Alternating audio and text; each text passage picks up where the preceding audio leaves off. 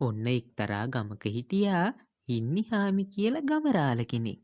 මේ ගමරාලගේ ගෙදර ගමරාලයි ගමහාමිනේ ඒ වගේම ගෙදර වැඩට හිටපු සේතන් කියන කොළු ගැටයෙකුයි තමයි ජීවත් වුනේ. ඉතින් මේ ගමරාල හරිම ලෝභයි. ඉතින් මේ හින්නිහාමි ගමරාල කිසිම දෙයකට සත පහක්වත් වියදම් කරන්න කැමති වුණ කෙනෙක් නෙවෙයි. මේ හින්නිහාමි ගමරාල ජීවත් වුනේ වත්තේ පිටියේ තියෙන පොල්වල ආදායමෙන්, ඒ වගේම කුඹුරු වලින් ලැබෙන වී වලින්, ඒ වගේම හරක බානෙන් ලැබෙන කිරි වලින් තමයි. ආමිනේ මම කිරි ටික දොවාගෙන ආවා. එහෙනම් මං මේ කිරි ටික කඩපොළට ගිහින් දීලා එන්නම්. අනේ සේතන් කොළුවෝ ඔයින් කිරි බෝතලයක් මෙහාට ගෙනාවනම් කිරි ඩිංගක් වීපු කාලයක් මතක නැහැ. ඉතුරු ටික බැරි අය ඉතින් කඩමණ්ඩියට ගෙනියන්න. හොඳමයි හාමිනේ. එහෙනම් මං කිරි බෝතලයක් තියලා අනිත් ටික අරගෙන යන්නම්. ඉතින් හාමිනේ කියපු විදියට සේතන් කොළුවා කිරි බෝතලයක් වක් කරලා හාමිනේට දෙන්නගෙන ආවා. මේක දැක්කා ගමරාල. ඉතින් ගමරාල සේතන් කොළුවගෙන් මෙන්න මෙහෙම ඇහුවා. මොකද්ද කොල්ලෝ උඹ ඔය කරන්නේ? අනේ ගමරාලේ හාමිනේ ඉල්ලුවනේ කිරි බෝතලයක් අපට උණු කරලා බොන්න. මම මේක දෙන්න හැදුවේ. උඹ හැට පිස්සුද කොල්ලෝ? ඔය කිරි උණු කරලා බොන්න. ඔන්න ඔය කිරි ටික අරන්පල කඩමණ්ඩියට. කඩමණ්ඩියට ගෙනහිල්ලා ඔක හොඳ ගානකට විකුණ ගන්න බැරිය.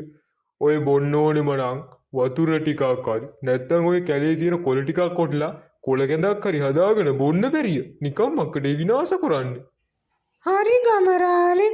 එහෙනම් ඒ කිරි ටිකත් මං කඩේටම ගෙනිහින් දෙන්නම් ඉතින්. මම හාමිනේටත් කියලා තියෙනවා. හැම වෙලාවටම මෙහෙම විනාශ කරන්න එපයි කියලා. එහෙම කියලා දීද්දිත් මොකෝ හාමිනේ මෙහෙම විනාශ කරන්නේ? ඉතින් ගමරාල කිරි බෝතලයක් ගත්තෑ කියලා ඔය හැටි පාඩුවක් වෙන එකක්ය. කිරි ඩිංගක් බුවම ඇඟටත් හොඳයි නේද? ඇඟට හොඳ වුණාට වැඩක් නැහැනේ හාමිනේ. අපට කාසි ලැබෙන්නේ නැහැනේ. ඔන්න ඔහොම කාලය ගත වුණා. ඔන්න එක දවසක් ගමහාමිනේ සේතන් කොළුවට කතා කරලා මෙන්න මෙහෙම කිව්වා. කොල්ලෝ වත්තේ ඉදිච්ච කෙසෙල් කනක් තියද බලාපන්. කෙසෙල් කනක් තිබුණොත් අපට අද රැයට ආප්ප ටිකක් කන්න තිබුණ කෙසෙල් ගෙඩිත් එක්ක. හොඳමයි හාමිනේ. මං එහෙනම් ගිහින් බලන්නම්. අද කෙහෙල් කනක් ඉතිලා තිබුණොතින් ආප්ප කන්න තිබුණ බඩ පැලෙන්න. ඔන්න ඉතින් සේතන් කොළුවා වත්තට ගිහිල්ලා බලද්දී දැක්ක හොඳට ඉදිච්ච කෙසෙල් කැනක් තියෙනවා. ඉතින් ඒකත් කපාගෙන ගෙදරට අරගෙන ආවා.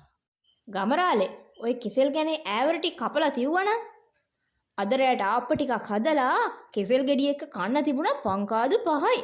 පිස්සුය හාමිනේ. ඔය කෙහෙල් කැනින් කෙහෙල් ඇවරියක් කපලා ආප්ප කන්න. ඕක කඩමණ්ඩියට ගෙනිච්චනම් හොඳ ගානකට විකුණ ගන්න තිබුණා. ආප්ප කන්න කෙසෙල් ඕනමය. ඔන්න ඔය ආප්ප ටික නිකන් කම්. ඔය කෙසෙල් කන කඩමණ්ඩියට ගෙනහිල්ලා විකුණමු. මේ ගමරාලගේ ලෝභකම නිසා ගෙදරට ඕන කරන කිසි දෙයක් හරියට ගෙනාවේ නැහැ. මදි වෙන්න අඩු වෙන්න තමයි ගෙනාවේ. ඔන්න ඉතින් එක දවසක් ගෙදර කන්න හාල් ඇටයක්වත් තිබුණේ නැහැ. ඉතින් ගමහාමිනේ සේතන් කොළුවට කතා කරලා මෙන්න මෙහෙම කිව්වා. කොළුවෝ ගෙදර කන්න හාල් ඇටයක් නැහැ. අන්න අර අටුවට ගිහිල්ලා වී මල්ලක් අරන් කොටාගෙන ආවනම් මේක ඇහුණු ගමරාල දුවගෙන ඇවිල්ලා මහා හයියෙන් මෙන්න මෙහෙම කිව්වා. අනේ හාමිනේ මොකටේ ඔය හැටි විනාශ කරන්න වී කොටන්නේ? වී ටික ඉතුරු කරගත්තොත් අපට ඊළඟ කන්නේදිත් ඒව විකුණලා හොඳ ආදායමක් ගන්න පුළුවන්. ඉතින් මේ වත්තේ පිටි ඕන තරම් කන බොන දේවල් තියෙන්නේ. ඔය වත්ත පහලට ගිහින් බලන්නකෝ. කන්න බොන්න දෙයක් හොයාගන්න බැරි නැහැ මේ වත්තෙන්. අනේ කොළුවෝ එහෙනම් අර වත්තපල්ලෙහාට ගිහිල්ලා වත්තපල්ලෙහා තියෙන බතල පාත්තියෙන් බතල ටිකක්වත් උගුලන් ආවනම් හැබැයි වැඩිපුර එහෙම උගුලන් එනව නෙවෙයි. දන්නවනේ ඔය ගමරාලගේ හැටි. වැඩිපුර උගුලන් ආවොත් අපට විසුමක් නම් වෙන්නේ නැහැ. අනේ හාමිනේ මං දන්නවනේ ගමරාලගේ හැටි. මම නම් ඒ කාලයක්වත් වැඩියෙන් නම් උගලන්නේ නෑ. මං ඇති ගානටම උගලන් එන්නම්කෝ. ඉතින් මෙන්න මෙහෙම කිව්ව සේතන් කොළුව හිමින් වත්ත පහලට ගියා. වත්ත පහලට ගිහිල්ලා බතල පාත්තියෙන් බතලාල ටිකක් උගුලගෙන ආවා. ඉතින් මේ බතලාල ටික හාමිනේට දීලා හාමිනේ ඒ ටික තැම්බුවා. ඉතින් තම්බලා ඉවරුණාට පස්සේ හාමිනේ ගමරාලට කතා කරලා මෙන්න මෙහෙම කිව්වා. ගමරාලේ බතල කන්න පොල් ඩිංගක්වත් නැහැ. හැබැයි සේතන් කොළුවට කිව්වනම් පොල් ගෙඩියක් ලෙලි ගහලා ගන්න කියලා බතල ටික අගේට කන්න තිබුණා. හරි හාමිනේ මං මේ සේතන් කොළුවට කියලා පොල් ගෙඩියක් තෝරනකං හාමිනේ ඔය බතල ටික පිඟන් දෙකකට දාගෙන ඉන්නකෝ. එතකොට පොල් ගෙඩියක් තෝරගන්නකං අපිට බතල කෑල්ල කෑල්ල කන්න බැරිය. එතකොට ඒකට යන පොල් ටිකත් අපිට ඉතුරුයි නෙව. මේක අහපු ගමහාමිනේ බතල පිඟන් දෙකකට බෙදාගෙන ගමරාලගේ ළඟට ආවා. ගමරාලට එකක් දීලා ගමහාමිනේ එක පිඟානක් ගත්තා. ඉතින් ගමරාල බතල පිඟාන අතේ තියාගෙන පොල් ගොඩ ළඟට වෙලා පොඩි ගෙඩියක් තෝරනකම් බලාගෙන ඉන්නවා. ඔය ගෙඩිය ලොකුයිනේ කොල්ලෝ. ඔයිට වැඩිය පොඩි ගෙඩියක් බලපන්.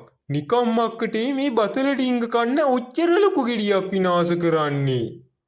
ඉතින් මෙහෙම කියන ගමන් ගමරාල බතල පිඟානේ තියෙන බතල කෑල්ල කෑල්ල කටේ දාගෙන කෑවා. හාමිනෙත් මේ පොල් ගෙඩිය තෝරනකම් බතල කෑල්ල කෑල්ල කන්න. මමත් මේ කන්නේ. මේ බතලවල නියම රස තියෙන්නේ පොල් එක්ක කනකොට නෙවෙයි නිකං කනකොට. ඉතින් ගමහාමිනෙත් ගමරාලගේ කීමට බතල කෑල්ල කෑල්ල කෑවා. එහෙනම් ගමරාලේ මේ ගෙඩිය හොඳයි. මේ ගෙඩිය නම් ගොඩක්ම පොඩි ගෙඩියක්. අනේ කොල්ලෝ උඹේ ඇස් පේන්නේ නැති. ඔය ගෙඩිය ගොඩක් ලොකුයි. ඔයිටත් වැඩිය පොඩි ගෙඩියක් ඔය කොටේ තියෙනවනෙව. අන්න ඒ ගෙඩිය බලාපන්කෝ. ඉතින් සේතන් කොළුව පොඩි ගෙඩියක් තෝරන අතරේ ගමරාලයි ගමහාමිනේ බතල පිඟානම ඉවර කරා. මගේ නම් දැන් බතල පිඟානම ඉවරයි. හාමිනේකිත් ඉවරයි නෙව. දැන් ඉතින් මක්කටේ පොල්. ඔන්න ඔහේ පොල් තෝරන එක නතර කරාපන් සේතන් දැන් ඉතින්. අනේ ගමරාලේ මට නම් පොල් නැතුව කන්න බෑ. මට නම් පොල් ඩිංගක් ඕනමයි. එහෙම නැත්තන් සේතන් කොළුවෝ උඹ ඔය ගොඩේ තියෙන පොඩිම පොල් ගෙඩිය තෝරලා ගනි. මේ කැහුව කොළුවට තේරුණා පොඩිම පොල් ගෙඩිය තෝරනවට වැඩිය පොල් නැතුව බතල කන එක ලේසි කියලා. හරි ගමරාලේ මං බතල පිඟාන පොල් නැතුවම කන්නම්. බතල පොල් නැතුවත් රසයි. ඉතින් මෙන්න මෙහෙමයි ගමරාල ගෙදර හැමෝටම පොල් නැතුව බතල කැව්වේ. ගමරාල කොච්චර කපටිය වුණත් හරිම ඥානවන්තයා. ඒ නිසා පොල් නැතුව බතල කැව්වා.